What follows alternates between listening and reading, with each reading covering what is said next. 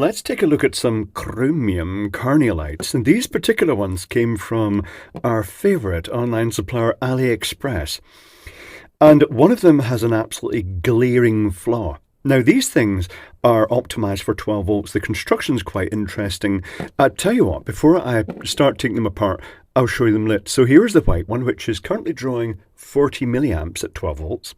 Quite nice, good wide angle view. The colours of the wires are all completely random. It turns out that it's able to take any polarity because it's got a rectifier. Slight pause there. A rectifier built in, kind of a rectifier. You'll see that when I show you the schematic. But here's the blue one, and it's notable that the blue one is much dimmer. It's 20 milliamps. I wonder why they've done that, but it's good in a way because it means it will last a good length of time. And to be honest, the blue can be quite a fierce colour. Now here is the RGB colour changing one, and this is where it all goes wrong. If I hook this one up, watch what happens. So I'm just hooking it up, and it starts off looking relatively good, and then it starts doing this. Not great. And there's a reason it's doing that. It's because they've used the colour changing LEDs, but they've wired them in series as multiples of 3.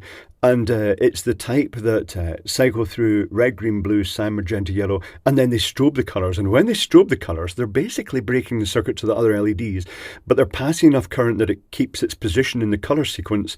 And it means that, well, this is the lowest power one. It goes down to about 2 milliamps because, well, when it's not really doing an awful lot, I suppose it's useful as an effect. It would still be visual, but it's not exactly as good as if they'd used the slow transition, the ones that basically go from red to green to blue to cyan, magenta, yellow, white, and they're always pulse and modulating between the colours. That's toggling between the colours, so they always pass the current continually, and therefore they don't do what this one's doing and breaking the circuit to other LEDs. Anyway, now you've seen them lit, let me show you the construction. These are held on by 2 screws that go into the surface of your fiberglass ride. Think of the kiddie ride you see with these all around. You know the ones that are made of fiberglass and look like they're about to burst into flames, those ones. The construction is such that you can just push the cap out from the bezel, and these could potentially, I suppose, be used with other frames. And then there is a plastic cap, which is a friction fit. If I can get my fingers under this, very tight friction fit, comes off and reveals the circuit board inside. Well, I'm giving you a zoom up on this, but to be honest, I could just take a picture of it and then we could reverse engineer it. I shall do that. Before I do that, I'll just say that these circuit boards literally just push in. Well, let me just push it out. So I shall get a screwdriver, like this screwdriver, and just shove it up the back and push, and the whole circuit board comes out. I know this because the first thing I had to do was resolder one of the connections because it was off completely. It does offer scope for modifying them, customizing them if you wish. You could actually fit a 1 watt LED in here and sort of underrun it just for a nice punchy point of light. But anyway, I digress. I shall take a picture and then we can take a look at the circuit board. One moment, please. And here is the circuit board. Let me give you a guided tour. Here are the 2 incoming connections. The wires are put through, folded over, and then they're just soldered onto this area. That's where one hadn't quite soldered. It is marked 12 for the 12 volt. I guess there might be 24 volt versions with the LEDs just all in series. Possibly even 5 volt versions, but I've never seen that.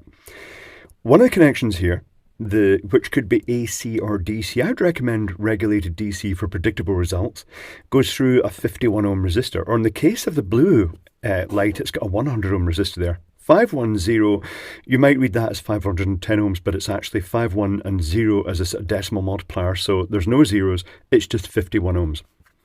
Then it goes to the rectifier. The rectifier is made of 2 SOT23 A7 dual diode packages. Quite odd they've done that. It might be to save space, or it might just be for cost reasons because it's cheaper to get these little pairs of diodes.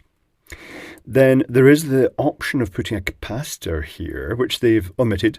And then the LEDs are just wired as 3 series circuits.